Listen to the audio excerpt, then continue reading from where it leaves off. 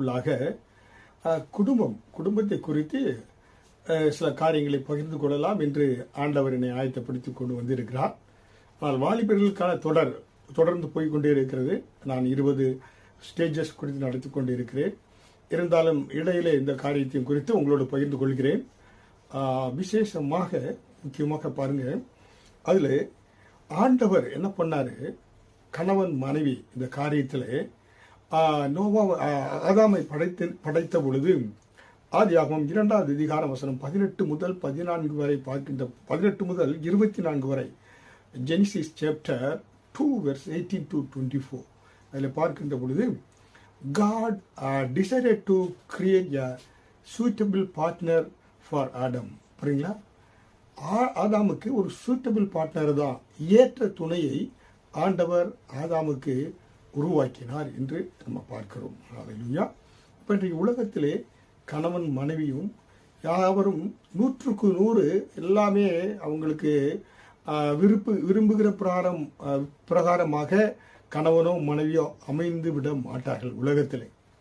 ஏன்னா சில எதிர்பார்ப்புகள், சிலர் 60% அவங்க எதிர்பார்ப்புக்கு இருப்பாங்க, ஒரு சிலர் 40க்கு இருப்பாங்க, 40%, ஒரு சிலர் 80% கூட இருப்பாங்க. இருந்தாலும் உங்களுடைய வாழ்க்கை மகிழ்ச்சிகரமாக சந்தோஷமாக இருக்க வேண்டும் என்றால், நீங்கள் உங்களுடைய எதிர்ப்பாளர், உங்கள் கணவனாக இருந்தால் மனைவி அவங்க 50% இருந்தாலும் 60 இருந்தாலும் மீதி 40 நான் என்ன செய்து கொள்வேன், அட்ஜஸ்ட் செய்து கொண்டு எனக்கு ஏற்ற பிரகாரமாக இல்லை அவர்களுக்கு ஏற்ற பிரகாரமாக நாங்கள் வாழ கற்றுக்கொள்வோம் என்று கணவனோ மனைவியோ அங்கே மனம் இசைந்து வருகின்ற பொழுது அந்த குடும்ப வாழ்க்கை நீடித்து நிலைத்து நிற்கக்கூடியதாக இருக்கும். குடும்ப வாழ்க்கை மிக மிக முக்கியமான ஒரு வாழ்க்கை. ஏனென்றால் இது 1000 காலத்து பயிர் என்று சொல்கிறார்கள். ஏதோ இடையில சில நாட்கள் வாழ்ந்துவிட்டு எப்படியாக ட்ரெஸ் போடுறோம், அழுக்கான தூக்கி எறிந்து விட்டு செல்வது போல அல்ல. என்றால் ஒரு மனிதனுடைய முக்கியமாக இந்த பூமியிலே அவன் வாழ்ந்து, இந்த பூமியிலே அவனுடைய அந்த படைப்பின் பூரணம் எப்பொழுது நிறைவேறுகிறது என்றால், அவன் ஏற்ற துணையை தேர்ந்தெடுக்கின்ற பொழுதுதான் இந்த படைப்பினுடைய பூரணமே ஆண்டவருடைய படைப்பினுடைய பூரணமே நிறைவேறுகிறது. ஏன்னா கர்த்தர் மனிதனுக்கு ஒரு திட்டத்தை வைத்திருக்கிறார். கணவன் மனைவியாக வாழ்ந்து குழந்தைகளை பெற்று இந்த பூமியிலே அவர்கள் சந்ததியை பெற்று இந்த பூமியில் ஆள வேண்டும் என்பதுதான் தேவனுடைய திட்டம், நோக்கம், சித்தம். ஹல்லேலூயா. அப்ப நீங்க பூமியிலே ஒரு அரசராக இருக்கலாம், இல்லை அரசருக்கு ஏற்ற அரசி வரவில்லை என்றால் அந்த வாழ்க்கையினுடைய உங்களுடைய மதிப்பு குறைந்துவிடும், வாழ்க்கை வாழ்வதற்கு அர்த்தம் இல்லாமல் சென்றுவிடும். புரியுங்களா? அப்ப மிக முக்கியம், புரியுங்களா? இது பெண்கள் முக்கியமாக தன்னுடைய பிறந்த வீட்டிலே ராணியை போல் வளர்ந்திருப்பார்கள். ஆனால் புகுந்த வீட்டில் அப்படியாக வாழ்வதற்கு வாய்ப்புகள் இல்லாத பொழுது எதிர்பார்ப்புகள் உள்ளத்திலே என்னவென்றுவிடும், அவங்களுக்கு சோர்வை கொடுத்து விடும். என்னுடைய தகப்பனார் வீட்டில், தாய் வீட்டில் நான் இப்படி வாழ்ந்தேனே, இப்பொழுது இங்கே இப்படிப்பட்ட வாய்ப்புகள் இல்லையே, சூழ்நிலை வேறு விதமாக இருக்கிறது என்று நினைத்து விடுவார்கள்.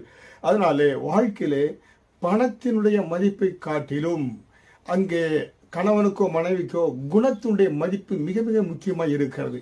ஏனென்றால் பணம் நம்மளை நீண்ட நாள் வாழ்வதற்கு உதவி செய்வது கிடையாது, குணம்தான். கணவன் மனைவினுடைய குணம்தான் அந்த குடும்பம் என்ற 1000 காலத்து பயிரை வளரச் செய்வதற்கு அது உதவியாக இருக்கிறது. ஹல்லேலூயா. அப்ப ஒரு சிலர் சொல்லுவாங்க, ஏப்பா உனக்கு என்னப்பா நல்ல கவலை, உன்னுடைய மனைவி நன்றாக உன்னை கவனித்துக் கொள்கிறார்கள், எல்லாவற்றிலும் உனக்கு ஏற்ற சூட்டபிள் மனைவியாக இருக்கிறாங்க என்று சொல்லுவாங்க. எனக்கு அப்படி இல்லை என்று ஒரு சிலர் வருத்தப்படலாம். புரியுங்களா? ஆனால் அவங்க முக்கியமாக வாழ்க்கையில பாருங்க, ஒரு கணவர் நன்றாக சொல்லுவாங்க, நான் நன்றாக வேலை செய்கிறேன், நல்ல அந்தஸ்தில் இருக்கிறேன், ஆனால் எனக்கு நல்ல அன்பு செலுத்தக்கூடிய மனைவி இல்லை என்று வருத்தப்படுவார்கள். அதே போல ஒரு சில பெண்கள், நான் நன்றாக சமைக்கிறேன், நன்றாக அழகாக இருக்கிறேன், நானும் வேலைக்கு சென்று லட்சக்கணக்கில் சம்பாதிக்கிறேன், ஆனால் என்னுடைய கணவரோ என்னை நேசிப்பதில்லை என்று வருத்தப்படக்கூடிய பெண்களும் பூமியில இருக்கக்கூடியவர்களாக இருக்கிறார்கள். ஹல்லேலூயா. அப்படியாக இருக்கின்ற பொழுது, ஐயோ நான் சரியான ஏற்ற துணை எனக்கு கிடைக்காமல் போய்விட்டதே என்று வருந்தக்கூடிய மக்களும் ஜனங்கள் இந்த பூமியில இருக்கிறார்கள். ஹல்லேலூயா.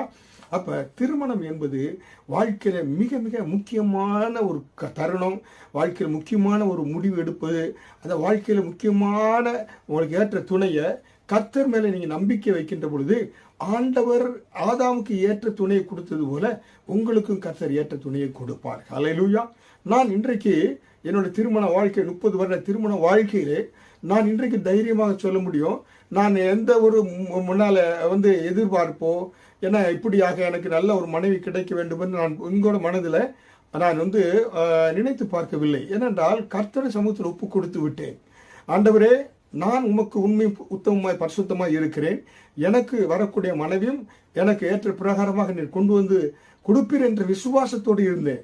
எப்படி ஈசாக்கு ரெபேக்காளுக்காக காத்திருந்தா அது போல கர்த்தர் ஏற்ற வேளையிலே எனக்கு நல்ல அவர்கள நன்றாக படித்த, நன்றாக அழகான, நன்றாக குணசாலியான நல்ல ஒரு மனைவி கர்த்தனுக்கு கொடுத்தார். ஹல்லேலூயா. ஏனென்றால் அது கர்த்தர் தான், கர்த்தரால் தான் காரியம் வாய்க்க நமக்கு செய்ய முடியும். ஹல்லேலூயா. அப்ப மிக மிக முக்கியம், இந்த திருமண காரியத்தில் திருமணத்துக்கு துணையை தேடுகிற காரியத்திலே நீங்கள் என்ன செய்ய வேண்டும் என்றால், உங்களுக்கு என சிறிய திருமணத்துக்கு அப்புறம் சிறிய விட்டு கொடுக்க முடியாத மனஸ்தாபங்கள் வருகின்ற பொழுது பின்பாக அது பெரிய பிரிவினை உண்டாக்கி விடும். புரியுங்களா? அதனாலே அதில் மிக கவனமாக இருக்கணும். ஜெபித்து ஆண்டவரிடத்தில் காத்திருந்து கர்த்தரே அதை கொண்டு வரக்கூடியவராக இருப்பார். நீங்க சற்று சுய பரிசோதனை செய்யணும். நீங்க 100க்கு 100 எல்லா விதத்திலும் உண்மை, அதாவது எல்லா விதத்திலும்னாக்க நன்றாக சுறுசுறுப்பாக வீட்டு வேலைகள் செய்யக்கூடியவங்க, கோபப்படாதவங்களா இருக்கீங்களா, மற்றவர்களை அரவணைக்கக்கூடிய அன்பு செலுத்தக்கூடியவராக இருக்கிறீங்களா, உங்களை ஆராய்ந்து பாருங்க. அப்ப உங்களை நீங்க ஆராய்ந்து பார்த்து சரிபடுத்தி, ஏன்னா எனக்கு வரப்போறக்கூடிய பொண்ணும் அப்படியாக ஒரு சில காரியங்களில் கோபத்தில் இருக்கலாம், இதெல்லாம் இருந்தாலும் நான் அட்ஜஸ்ட் பண்ணி கொண்டு நான் குடும்பத்தை நடத்துவேன் என்று நீங்க தீர்மானிக்க வேண்டும். புரியுங்களா? அப்ப உங்களுக்கு துணை, உங்களுடைய ஏற்ற துணை உங்களுக்கு அமைய வேண்டும் என்றால் ஒரு சில காரியங்களை அதற்காக வைத்திருக்கிறேன். அதை நீங்க ஒப்பிட்டு பாருங்க. ஏற்ற துணை உங்களுக்கு அமைவதற்கு சில ஆலோசனைகள்.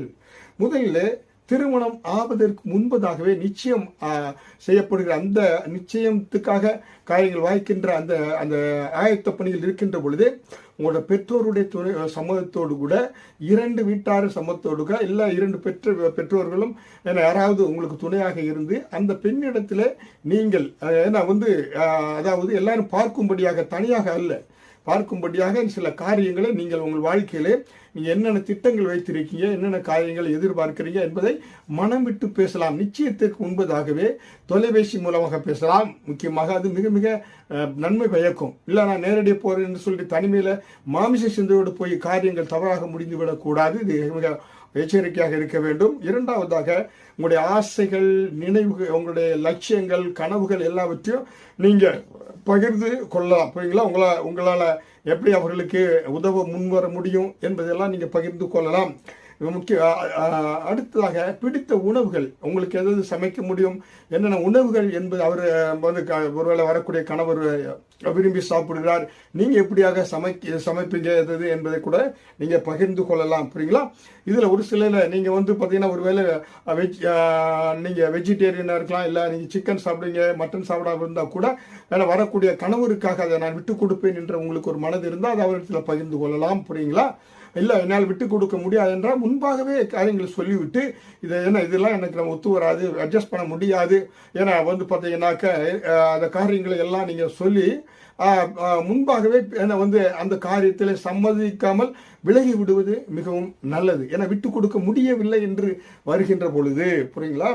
அடுத்ததாக பார்த்தீங்கன்னாக்க சில காரியங்களிலே முரண்பாடுகள் இருக்கலாம். சில காரியங்களிலே முரண்பாடுகள் இருந்தால் அந்த முரண்பாடுகளை களைந்து போடுவதற்கு நீங்க பேசலாம். முரண்பாடுகளிலிருந்து ரொம்ப அதிகமாக முரண்பாடு இருக்கிறது, நான் இதை வணங்குகிறேன், அவர் அதை வணங்குகிறாரு என்று முரண்பாடுகள் வருகின்ற பொழுது அதை முன்பாகவே நீங்க என்ன செய்யலாம், ஏன்னா இல்லை முரண்பாடு இருந்தால் பரவாயில்ல, நான் என் கணவரை தீர்த்து விடுவேன், என் மனைவி தீர்த்து விடுவேன் என்ற நம்பிக்கை இருந்தால் முன்பாக பேசி விடுங்கள். ஏன்னா கர்த்தர் உங்க கருத்து ஒரு களிமண்ணை கொடுத்தார் என்றால் அந்த களிமண்ணை வைரமாக நான் மாற்றுவேன் என்றால் நீங்கள் மாற்றுவதற்கு உங்களை நீ ஆயத்தப்படுத்திக் கொள்ள வேண்டும். புரியுங்களா? ஏன்னா குயவன் வணைந்த அந்த பாத்திரம் எப்படியாக வணைந்து நன்றாக வரணும், எல்லாம் உடைந்து போய் விடக்கூடாது. புரியுங்களா? அது மிக முக்கியம். அதனால என்னுடைய திருமணத்துக்கு முன்பாக ஏன்னா எனக்கு அநேக தகுதிகள் திறமைகள் இல்லை. ஆனால் மனைவி ஆண்டவருக்குள்ள பக்தி வைராக்கியமான குடும்பத்தில் இருந்ததுனால்தான் என்னை ஆவிக்குரிய காரியங்களில் அதிகமாக என்னை வழி நடத்தினார்கள், மோல்டு பண்ணினாங்க. ஊழியத்து வாஞ்சைகளை உருவாக்குவதற்கு என் மனைவி முழுவதுமாக இருந்தாங்க. இன்ஜினியரிங் படிப்பதில் உதவியாக இருந்தாங்க. ஏன்னா இப்படியாக களிமண்ணை குயவன் மனைவது போல உதவி செய்தீங்கன்னாக்க ஆண்டவர் துணியோடு அது மிக நன்றாக இருக்கும். புரியுங்களா? அப்புறம் வேலை பகிர்வு இருப்பிடங்கள் என்ன இதெல்லாம் பார்த்தீங்கன்னாக்க அதை குறித்து நீங்கள் வேலை எப்படிப்பட்ட வேலை, நம்ம எப்படி தங்கக்கூடிய இடம் என்பதெல்லாம் நீங்கள் திருமணத்துக்கு முன்பாக உட்கார்ந்து பேசலாம். ஒரு வேலை நீங்கள் பார்த்தீங்கன்னா வேலை இல்லாமல் போய்விட்டது என்றால் அந்த நாட்களிலே நீங்கள் எப்படி பணத்தை முதல் சேவிங்ஸ் பண்ணி வைத்தீங்கன்னா ஒரு 3 மாதம் 4 மாதம் தாக்கு பிடிக்க முடியும். அந்த நாட்களில் வேலையை தேடிக்கொள்ளலாம். அப்படி இல்லை என்றால் இந்த பணப்பிரச்சனை வருகின்ற பொழுது அது குடும்பத்தில் விவகாரத்தில் போய் முடிஞ்சு விடும். ஏன்னா பணப்பிரச்சனை கஷ்டமான ஒரு சூழ்நிலை வருகின்ற பொழுது அதெல்லாம் நன்கு கலந்து ஆலோசித்து முடிவு எடுக்க வேண்டியது அவசியமாக இருக்கிறது. அதே போல பரஸ்பர குடும்ப உறுப்பினர்களை உங்க குடும்பத்தில் நான் மதிப்பேன், எங்க குடும்பத்தில் மதித்து அன்பை காமிக்க வேண்டும். ஹல்லேலூயா. இதுவரை 30 வருடத்திலே என்னுடைய மனைவி எங்க குடும்பத்தாரை எல்லாரும் அன்பாக பேசுவாங்க. நல்ல ஒரு குடும்பத்துக்கு மருமகளா கிடைச்சிருக்கிறதால எல்லாரும் நேசிப்பாங்க. தன்னை போல எல்லாருக்கும் கிஃப்ட் வாங்கி கொடுப்பாங்க. அவங்களுக்கு ஓடி உதவி செய்வாங்க. இல்லை தொடர்ந்து அவங்களுக்கு உதவி செய்து கொண்டு வர்றாங்க. புரியுங்களா? பரஸ்பர குடும்பத்தை நாம் என்ன செய்ய கனப்படுத்த வேண்டும், மிக முக்கியம். ஹல்லேலூயா. தங்களுக்கு முற்றிலுமாக ஈகோ இருக்கக்கூடாது. உங்களுக்கு முற்றிலும் ஈகோவை தகிர்த்து கொள்ளணும். கணவன் மனைவி வரக்கூடுங்க ஒருவருக்கு ஒருவர் ஈகோவா ஆயிட்டீங்கன்னா அப்ப சைக்கோகா மாதிரி பிரச்சனையை விவாகரத்தில் போய் முடிந்து விடும். சண்டைகள் வந்தாலும் அதில் 3வது நபர் தலையிடாதபடி நீங்கள் பார்த்து கொள்ள வேண்டியது அவசியமாக இருக்கிறது. உடனடியாக சூரியன் அஸ்தமிக்கு முன்பாக நீங்கள் சமாதானமாகி விட வேண்டியது அவசியமாக இருக்கிறது. ஹல்லேலூயா.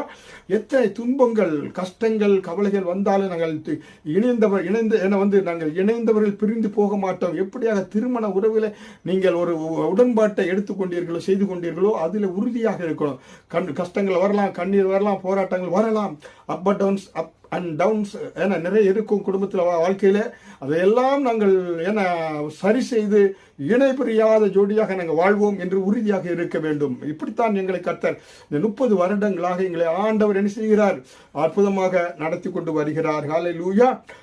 எல்லாவற்றுக்கும் மேலாக நமக்கு ஆண்டவர் அங்கே சொல்லக்கூடிய ஒரு காரியம் பிரசங்கி 4வது அதிகாரம் வசனம் 12 முப்பரி நூல் அறாது என்று சொல்கிறார். நீங்க ஃபேக்டரியில் போய் பார்த்தீங்கன்னா ஒரு கயிறு பார்த்தீங்கன்னா அந்த பரி உள்ள கயிறு அறிஞ்சு போகும், 2 உள்ளது சீக்கிரம் அறிஞ்சு போகும். ஆனால் டெஸ்ட் பண்ணி லேபரேட்டரியில் பார்க்கும்போது இந்த 3 பரி நூல் அருந்து போகவே போகாதான். ஏன்னா அதில் அவ்வளவு ஸ்ட்ரென்த் இருக்குமா. எப்படியாக யானைக்கு அந்த பாருங்க அந்த பெரிய மரங்களை இழுப்பதற்கு அந்த 3 நூல்களை போட்டு அந்த கயிறை போட்டு தான் இழுப்பாங்க. புரியுங்களா? வடங்கள் தேரை இழுப்பது இப்படியெல்லாம். ஏன்னா அது ஸ்ட்ராங்காக இருக்கும். புரியுங்களா? இப்போ திருமண வாழ்க்கையிலே கணவன் உங்களுடைய வாழ்க்கையில நீங்க என்னன்னாக்க உங்களுடைய லவ் அண்ட் கமிட்மெண்ட்ஸை நீங்க காண்பிக்கணும் மனைவி இடத்துல. மனைவி உங்களுடைய லவ் அண்ட் கமிட்மெண்ட்ஸை உங்க திருமண வாழ்க்கையில காமிக்கணும். ஆனால் 3வதாக கர்த்தர் இயேசு கிறிஸ்து அவர் வருகின்ற பொழுதுதான் அவர் உங்களுக்கு டிவைன்